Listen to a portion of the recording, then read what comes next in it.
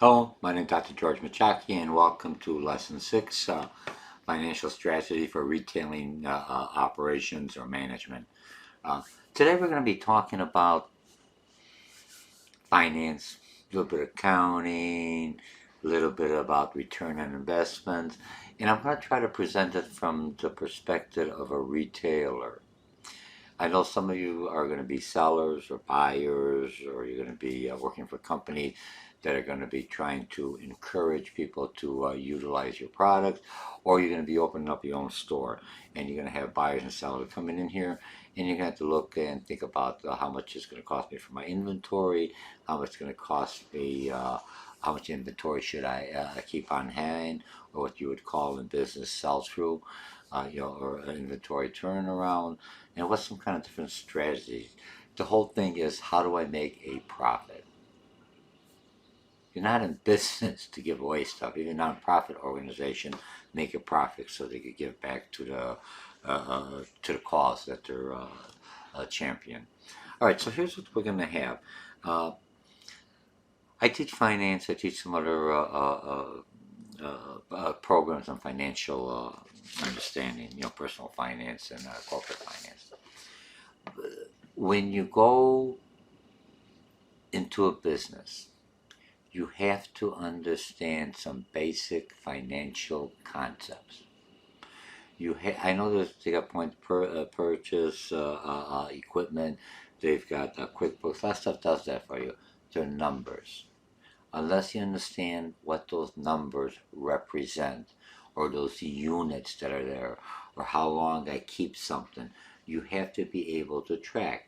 You're looking at your sales last year to see, hey, am I on target? I'm looking at my sales, my projected costs going up. Are the taxes going to go up? Is my supplier going to raise something? Is the transportation cost going to go up? That means I have to take that cost and incorporate it into my business.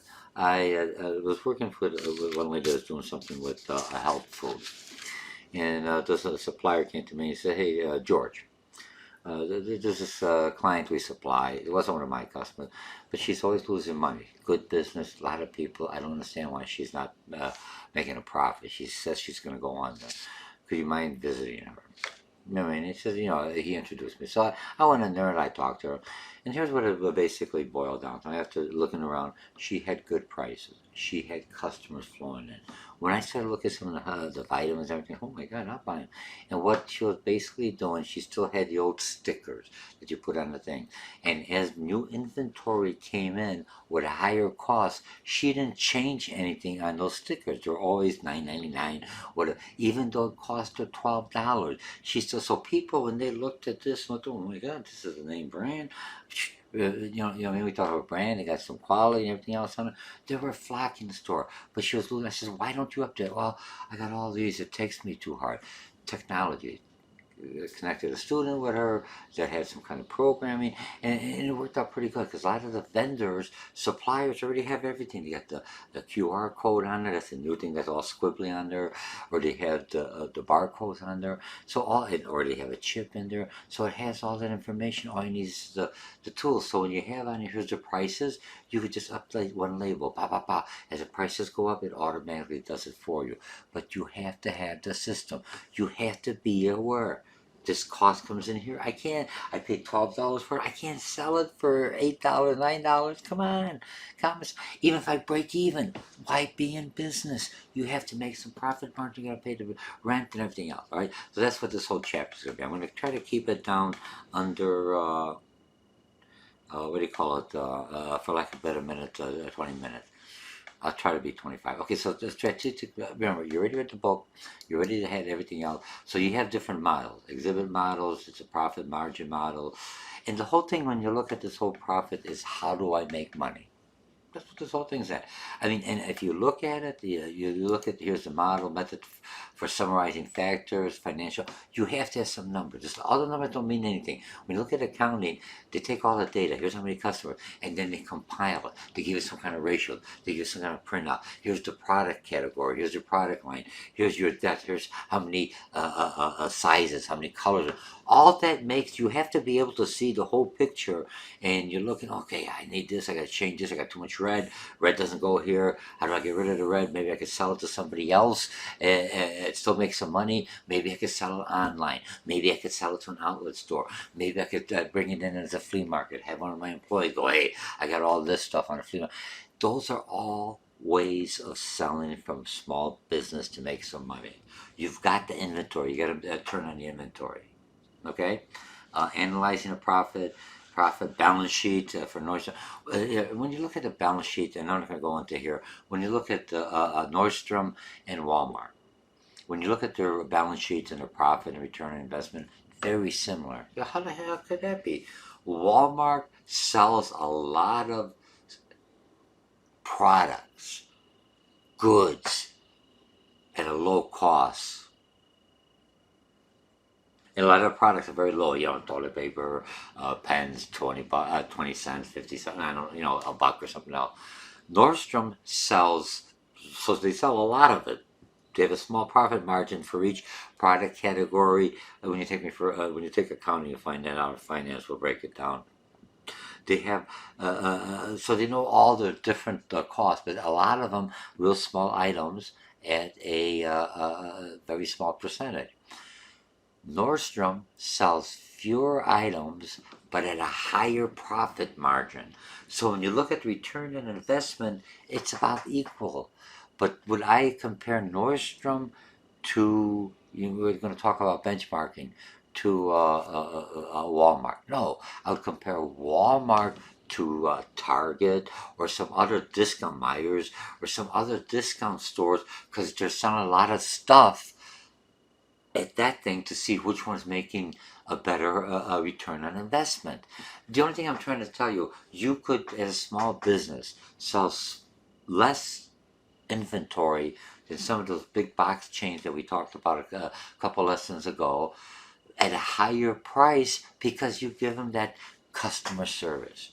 I'm buying a suit. Oh, I could tailor because I'm also a seamless, or I'm a tailor. I could take this up. I'm not going to charge you anything else for it. I picked them up one size. Shh. I mean, an average size on there. I'm talking my hand. Average size, and then I could work on that. I could just do that. And if they don't mind coming in there, special, oh, I know you like this color, I got just something for you. Oh, you like this? I can make it. I can make the adjustments. You want a little more in here? No problem. Do you see what? So you're selling fewer things, but at a higher profit margin. But you have to be wise on that. Okay, setting measures and objectives, performance down. Usually, management tell them, here's what we think our profit margin is, our break-even cost, and here's how much we think we're going to make it. Cost method. There's different ways of adding on it, but you always have to look at your competitors. If you're selling the same thing as competitors, you're giving them the same service, warranties, everything else. What the heck's the difference? The only thing that's going to make a difference is locations or what you have in sales. So I look at it, they're both the same products. This one's close, I just buy it over here. Okay, but if you're doing that and you're doing something different, you could raise your prices or lower your prices. Sometimes you're buying by so much, you get it cheaper or less expensive. So what I'm paying for the supplier, I could do two things. I could keep more profit for myself, or I could lower the cost and get more customers to come in, and that offsets my marketing cost. I want you to start thinking. You have this so much money in different buckets. And right now you're in a small boutique, a small shop, a barber shop, or a hairstylist, whatever, or an auto mechanic shop. So you have that inventory. And look at auto mechanic shop. You go in there, I got to fix my brake. Okay, how much you want for the brake? I look around, he's got no parts in here. He goes into Napa, he goes to AutoZone. They deliver to him exactly what he's looking for. And then he calls him in the morning and they have it ready. He knows how long it'll be by tomorrow, the most case. But if he gets to doing a sooner because he gets the part, he'll finish it sooner. And so now he's controlling or she's controlling their inventory on that. Okay? Who's accountable for performance? Usually it's the business unit, the managers, or the owners. You know, I'm not going to go into it. Actual performers may differ. When you're looking at goals, you're always saying, here's how much I need to pay my bills. Here's how much profitability I make. Sometimes you have more, sometimes you have less. You know, it depends what happens in the environment or all these different factors. We'll get into it later. So, you know what I mean? So you're looking, making prediction. If for some reason this whole week gets real cold and people aren't coming out, or it's real blizzard and I'm shopping, I'm opening up something, a restaurant or something where I need people to come in, I can't deliver it to them. So now my profit for that week went down because my predictions were saying, my forecasting were saying I'm going to sell so much every day. So what happens? The next week I have to up it. Now I may not get as many customers. The way I do it, I have to enhance them. I have to motivate them. I have to give them some coupon. I have to reduce some prices, one-time deal or whatever to get them. And now I've reduced my cost, my profit. What I'm cutting out is not what I paid for it. I'm reducing my profit margin, but I'm getting more people in. So maybe I will get more profit. Just like if you look at, that's why I use the comparison between Walmart sells a lot of smaller stuff with very low profit margin, where Nordstrom sells fewer stuff with a higher profit. You could adjust that if you have the right mixture. And that's the intuitive that you have to have your creativity. Okay, then the types of measurements, you know, input, output, performance. Read them. It's in the book. I'll open it up for those who want, for some of you that are doing the concept maps, even though I'm not going to go through them, because you could do that later on. Okay, store measurements, okay? All right, because some people will stop and look at it, see what you have. Top-down planning, gives you some information. It's to help you. I understand there's a lot of information. Those of you taking me, a lot of the students that I have at the schools that I'm teaching is basically fashion designers or open up a small business, and that's a lot of information. Don't worry about all of it. Just pick up a few pieces. You know, you had to do a final paper for me, so make sure you use some of the terminology. Okay, now goals and objectives, financial objectives. This is where you start off. You open up your business for one or two things. I got a few. Here's the idea: you have your goals and your objective. Now, if I'm looking at you want to make a profit, why be in business? You go to work to make some money, not just to break even. If you break even, and some people that work for social workers and everything else, because I do a lot of other classes, a lot of interaction, they go because they want to help people. They make just enough money to be happy. They're very content. Some people want that bigger house, that bigger car. These people, hey, I'm really happy with my little car, my economy car. I'm not a frills type of, I'm just saying, you know, I like more, wish I had more, but some want more, so that motivates you. Others are very content. So when you look into social workers, they're a content individual, but they have to feed their family. They have to do a lot of social workers, not all, the interaction here, I'm just doing from my perspective. I have no study on that. They also have their loved ones or another significant other that's contributing, or two social workers together, so they'll be able to maintain. But that's financial, and you're doing that right now. If you really think about it, what you're doing now when you open up your business, okay, so that's the money. That's the biggest part of the whole thing, is how do I make the money to keep the business operating. If I have employees, I have to have a commitment. They come to work figuring that I know what I'm doing, so that they could pay their rent, their things, because I'm paying them, and that's what's happening on that. You know what I mean? So if I'm looking at that, it works out well. Okay. I'm just looking at my at a delivery coming in. The ring is kind of nice, opens up. Okay, so that's the main objective is in a business, in a retailer, is to make a profit, to turn a return on the investment, economic term. I have these resources. How can I use leverage that resources to help myself and help other people? Now, part of that also leveraging is I made enough to pay everything else off, my employees. I have some disposable income. That disposable income could go back into the business. That return on investment, that disposable, after I paid everything, that disposable income or whatever I have is uh, uh, uh, uh, my profit, for lack of better words, after I paid everything else off. You know what I mean? My net profit. What I have, this is all my money. I'm happy. I'm content. And now what I'm going to do with it? Some of it as a business, I could give myself as a dividend to some of my employees to reward them. It's kind of nice because I didn't get there. They helped me with that. Always remember that. Keep your not only keep your customers happy, keep your employees happy. Then they don't steal from you, and they work for you, and they come up with ideas because they're happy. They don't move. And sometimes, somebody, I got to make a little money. Hey, give them a little. It's part of the whole process. You help them, they'll help you. You're always going to get a bad apple, but don't worry about that. All right. So now the other thing as a business owner, like they talked about here, the one person in Tom Shoes, he's a charity giver or something. That'd be kind of nice to give stuff away. I like that title.